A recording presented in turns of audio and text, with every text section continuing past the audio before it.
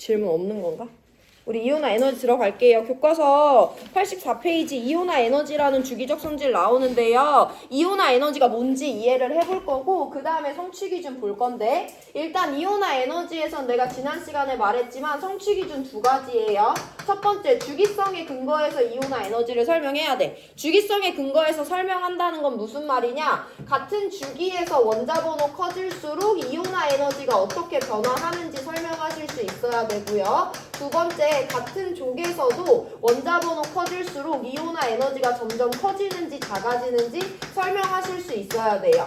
근데 이온화 에너지는 이 주기적 성질로 나타내는 주기성 와중에 약간의 예외가 있어서 문제에서 항상 어렵게 나오거든요. 그래서 그것까지 이따 살펴볼 거고 두 번째, 순차 이온화 에너지라는 용어가 오늘 또 도입이 될 건데 이걸로 우리가 어떤 자료를 해석해야 되는지 이해하시면 됩니다. 그래서 교과서 밑줄 먼저 쭉 치고 설명드릴 건데 두 번째 줄 읽어볼게요.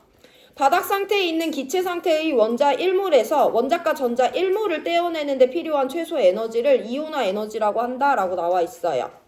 바닥 상태에 있는 기체 상태의 원자 1몰에서 원자과 전자 1몰을 떼어냅니다. 마저 밑줄 칠게요. 원자핵과 전자 사이의 인력이 강할수록 전자를 떼어내기가 어려우므로 이온화 에너지가 커진다. 따라서 같은 주기에서는 원자 번호가 커질수록 유효핵 전하가 커져서 원자핵과 전자 사이의 인력이 강해지므로 이온화 에너지가 대체로 커진다. 같은 족에서는 원자 번호가 커질수록 전자 껍질 수가 많아져 원자핵과 전자 사이의 인력이 약해지므로 이온화 에너지가 대체로 작아진다 라고 되어 있어요. 여기에 대해서 설명해 볼 건데 일단 이온화 에너지의 개념을 이해하셔야지 오늘 진도를 이해하고 끝낼 수 있는데 내가 예를 들어서 5번 동소 원자를 가지고 예시를 한번 들어볼게요.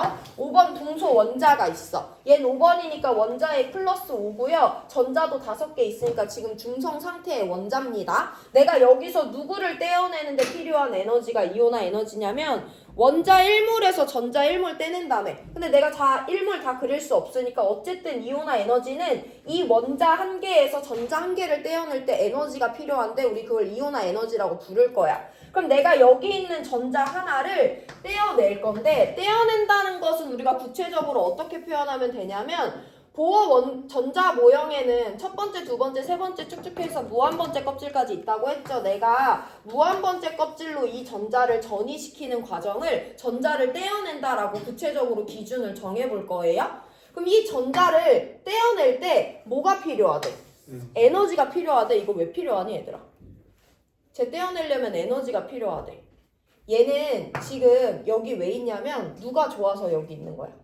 원자핵이 좋아서 여기 있는 거지. 원자핵과 전자는 상호작용을 하고 있어요. 누구랑 누가 손을 잡고 있는데 근데 이 손을 떼어내게 하려면 우리 뭐 써야 돼? 힘, 에너지 써줘야 되는 거잖아. 해서 이 전자, 두 번째 껍질에 있는 원자과 전자를 무한번째 껍질로 보내기 위해서는 이 원자핵과 전자 사이의 상호작용을 끊어줘야 되기 때문에 그때 에너지가 필요한 거고요. 그 에너지를 우리는 이온화 에너지라고 부릅니다.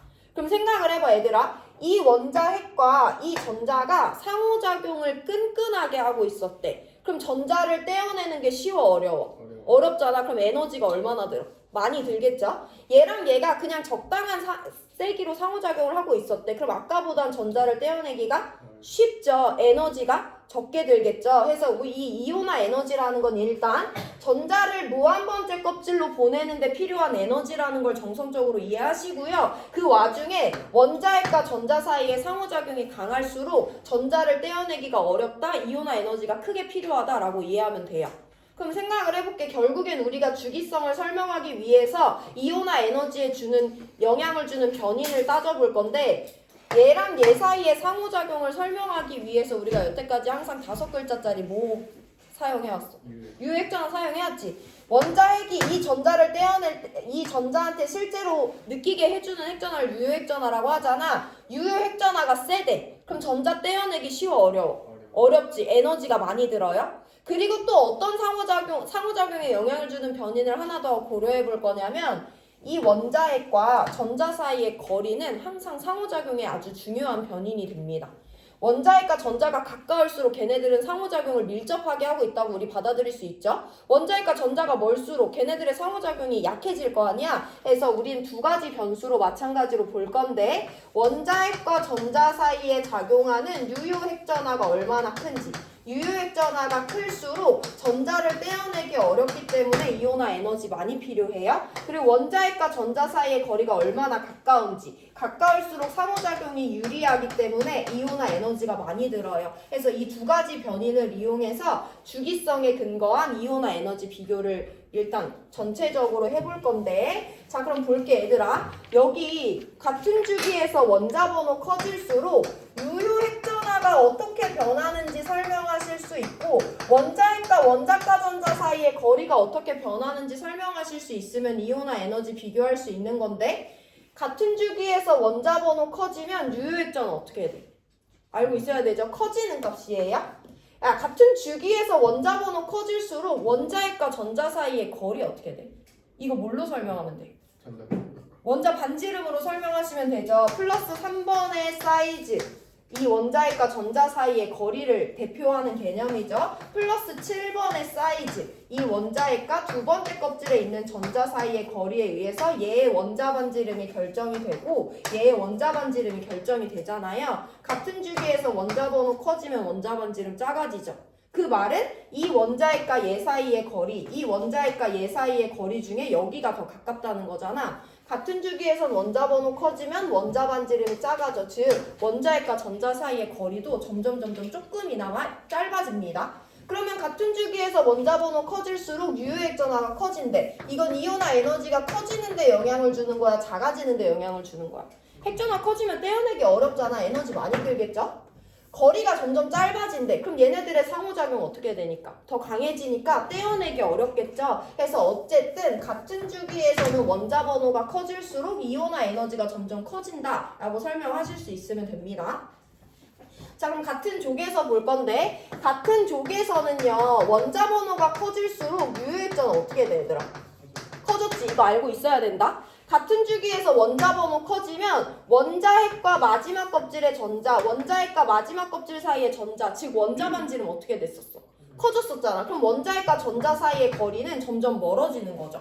그럼 여기서 비교를 해볼 건데 현도야, 같은 주에서 원자 번호가 커지면 밑으로 내려갈수록 유효핵전하가 점점 세진대. 그럼 전자를 떼어내기가 어려워지겠죠. 같은 쪽에서 원자 번호 커지는데 원자핵과 전자 사이의 거리는 멀어진대. 그럼 떼어내기 비교적 수월해지잖아. 얘네들은 지금 상충되고 있죠. 결국엔 누가 이겼는지 우리 항상 실험값으로 결정을 하는데 결국엔 이온화 에너지가 점점 낮아진대요. 그럼 누가 더 영향이 컸던 거야? 거리가 더 영향이 컸던 거죠. 그래서 이유를 항상 물어보진 않지만 어쨌든 여기서는 같은 쪽에서 원자 번호 커질수록 원자핵과 전자 사이의 거리가 멀어지기 때문에 이온화 에너지가 점점 커진다라고 설명하셔도 돼요. 어쨌든 우리는 이번 단원에서 결과값만 설명하는데, 같은 주기에서는 원자 번호가 커질수록 이온화 에너지가 점점 커진다. 같은 족에서는 원자 번호가 커질수록 이온화 에너지가 점점 작아진다 라고 설명하시면 돼요.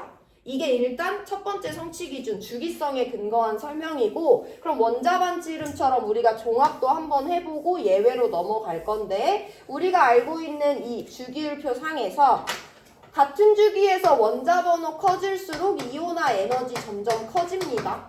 같은 족에서 원자 번호 커질수록 이온화 에너지는 점점 작아져요. 그럼 같은 쪽에서 주기에서 오른쪽으로 갈수록 커진다는 건 왼쪽으로 갈수록 작아진다는 거고, 아래로 내려올수록 작아진다는 건 위로 올라갈수록 커진다는 거죠. 그래서 원자 반지름과 정반대로 이온화 에너지는 오른쪽 위로 갈수록 커지고 왼쪽 아래로 갈수록 작아져요. 그래서 이 우주상에서 가장 이온화 에너지가 큰 애는 2번 헬륨 원자가 된다라는 것까지 설명하실 수 있으면 됩니다.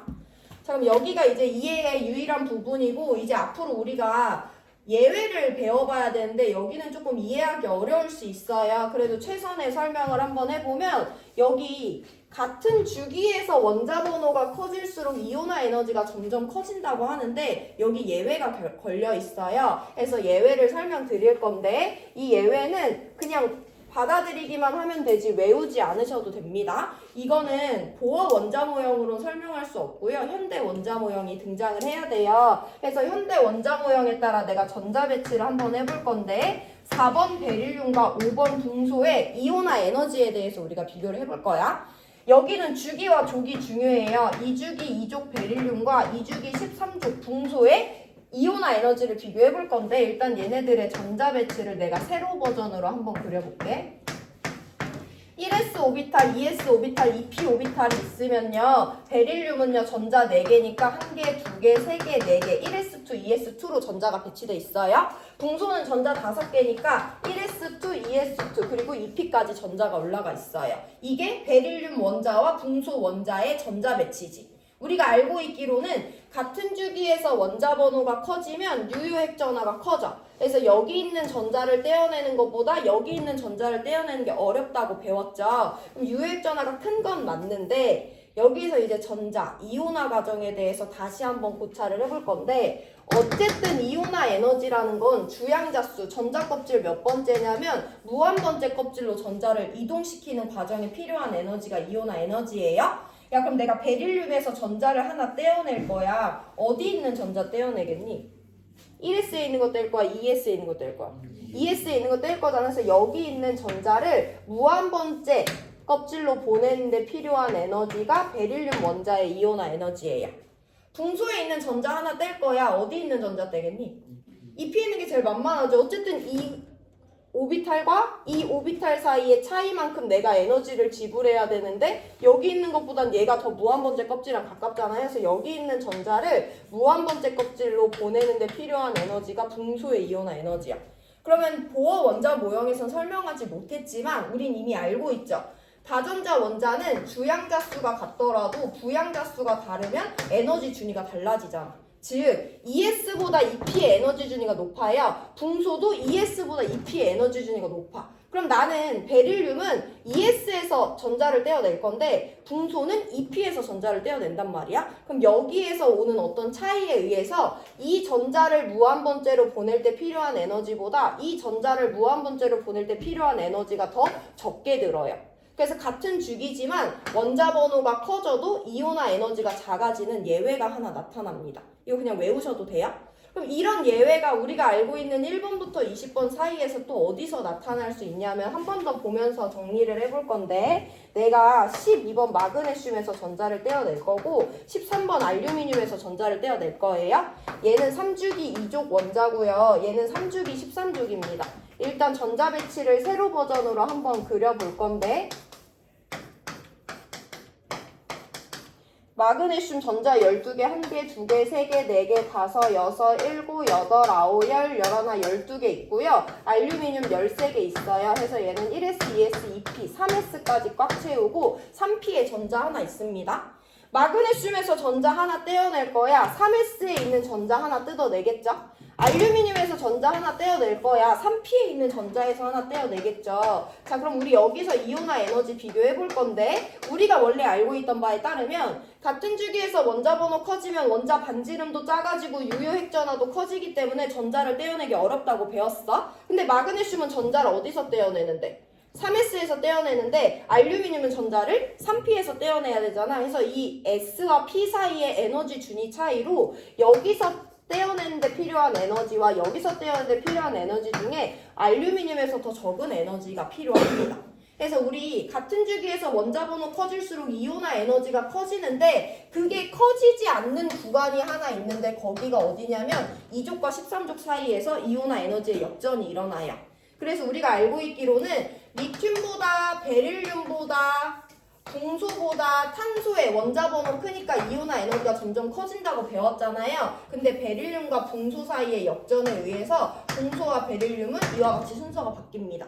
그렇다고 붕소가 리튬보다 작아지거나 베릴륨이 탄소보다 커지는 일은 없고요. 얘네 둘만 순서 바뀌어요. 마찬가지로 나트륨보다 마그네슘보다 알루미늄보다 규소의 유효핵 전하가 크니까 이온화 에너지가 커지는 경향성이 나타난다고 배웠는데 여기도 마찬가지로 s오비탈과 p오비탈 사이의 에너지 준위 차이에 의해서 알루미늄과 마그네슘의 순서가 바뀝니다. 일단 이게 첫 번째 예외고요. 두 번째 예외가 있어요. 그거 마지막으로 보고 순차로 넘어갈 건데 여기는 이해가 더 어려워. 그래가지고 그냥 제가 설명은 한번 해드리는데 받아들이시기만 하시면 됩니다. 2주기 15족 질소와 2주기 16족 산소 사이에 이온화 에너지의 역전이 하나 더 나타나는데요. 질소와 산소의 전자 배치를 해보면 질소는 이렇게 전자 배치 생겼고요. 산소는 이렇게 전자 배치 생겼어요. 내가 여기 있는 전자를 하나 떼어내는데 산소에 있는 전자를 하나 떼어내는데 필요한 에너지가 이온화 에너지가 되겠죠. 자, 우리 그럼 얘네들 전자 누구 떼어낼지 먼저 볼 건데 질소 원자에 있는 전자 중에 어디 있는 전자 떼어낼 거야?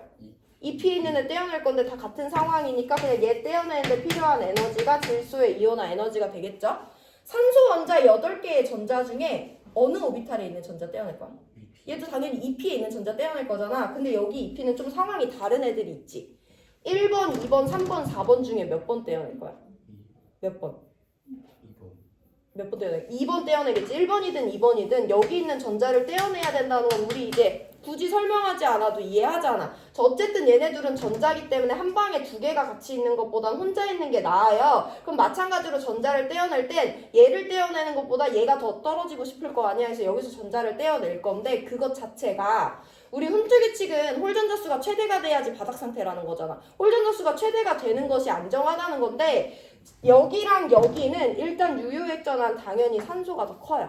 근데 전자를 떼어낼 때 얘는 홀전자가 최대인 3개야. 근데 거기서 홀전자 하나 줄어들려니까 좀 더 저항이 센 거가 봐. 자기 유효액전 아보거나. 근데 얘는 반대로 홀전자가 2개밖에 안 됐는데 전자를 떼어내면 홀전자가 3개가 돼. 즉 얘네 사이에 어쨌든 반발력이 있었는데 그 반발력이 제거되는 거잖아요. 그래서 유효액전하는 산소가 더 크지만 여러 가지 상황적인 것을 고려해 봤을 때 얘보다 얘가 이온화 에너지가 적게 든다는 실험 결과를 이해하고 받아들여 주실 수는 있거든요. 그리고 이런 예외는 3주기 15족과 3주기 16족에서도 전자 배치를 그려보면 동일하게 나타납니다. 그래서 예외는 두 구간인데요. 같은 주기에서 2족과 13족 그리고 15족과 16족에서도 이온화 에너지의 순서가 바뀌는 예외가 나타납니다. 그래서 같은 주기에서 원자 번호는 질소, 산소, 플루오린, 네온 순으로 점점 커지지만 질소와 산소의 이온화 에너지 역전으로 이와 같은 순서가 나타나고요. 인이랑 황도 순서가 바뀌어서 이와 같은 순서대로 같은 주기에서 이온화 에너지가 바뀐다라는 거 두 가지 예외 구간을 항상 고려해서 문제를 풀어주시면 되고 이게 이온화 에너지 주기성에 대한 내용 전부예요. 일단 내용 정리하고 순차 이온화 에너지로 들어갈 건데 이온화 에너지는 내가 원자에서 전자를 떼어낼 때 필요한 에너지를 이온화 에너지라고 한다. 원자핵과 전자가 상호작용을 하고 있었기 때문에 그 상호작용을 끊어줘야 전자를 떼어낼 수 있기 때문에 에너지가 필요한 거고요. 그래서 원자핵과 전자 사이에 상호작용이 강할수록 이온화 에너지가 크게 필요하기 때문에 전체적으로 같은 주기에선 원자 번호 커지면 이온화 에너지가 커지고요. 같은 족에서는 원자 번호가 커지면 이온화 에너지가 작아집니다. 그래서 주기율표상으로 오른쪽 위로 갈수록 이온화 에너지 커지고 왼쪽 아래로 갈수록 작아진다는 거 설명하시면 되는데 이때 우리는 완벽히 이해할 수 없는 어떤 이유에 따라서 같은 주기에서 이온화 에너지의 역전이 일어나는 구간이 두 구간 있어요. 2족과 13족, 15족과 16족을 항상 염두에 두고 문제 푸시면 됩니다. 자, 그럼 여기 마지막 내용인